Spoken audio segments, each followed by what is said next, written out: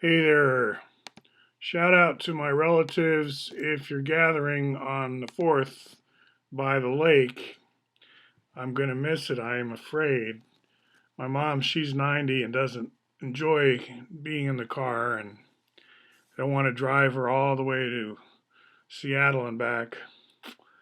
But I'll be there in spirit. Maybe we can talk. and hello to other family.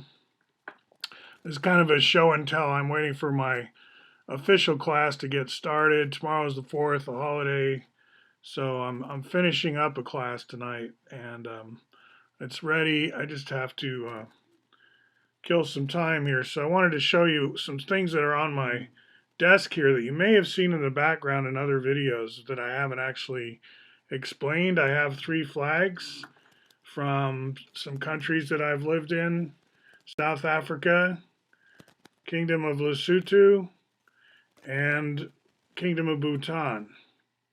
So those are places that my parents lived. Actually, South Africa was not an official earner residence so much as it surrounds Lesotho, right? So these two countries are very tied together.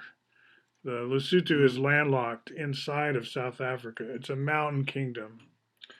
Interesting place. I enjoyed it there. And now this one. This is Barrel Tower. I mentioned this before, and it's a tensegrity. It's very strong.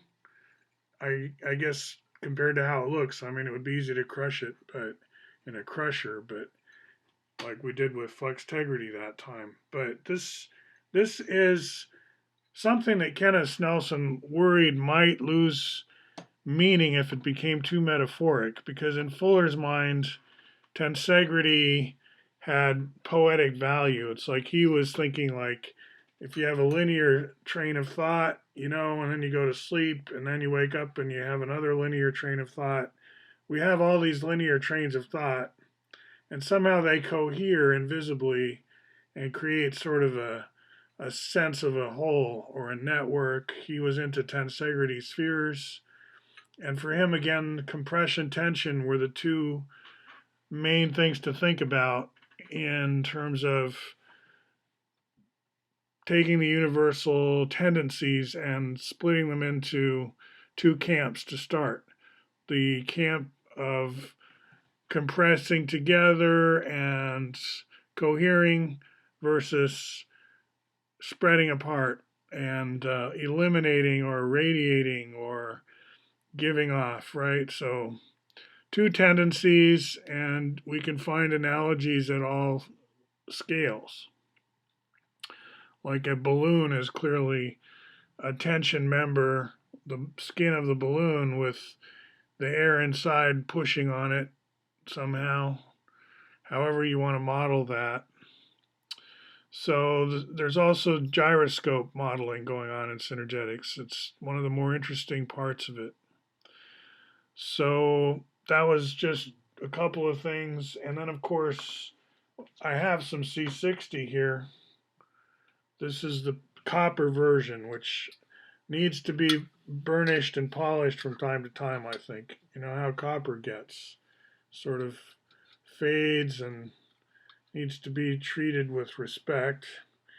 And then these magnetic mites are for sale. Not from me, but you can buy these. I have links to them sometimes. And these are the space filling mites. This is a shape Fuller named, and more what he did that was original is he found that it was a construction of two A's and a B, a left and a right A, and then a left or a right B. And we know what A's and B's are now, right? You can use A's and B's to build the volume 3 cube and the volume 6 rhombic dodecahedron. So this is what all literature people know if they've steeped themselves in a certain sub-branch of the transcendentalist tradition. And my school pushes that out quite a bit. Okay, I think I'll have some tea here and let you get back to it. Talk to you soon.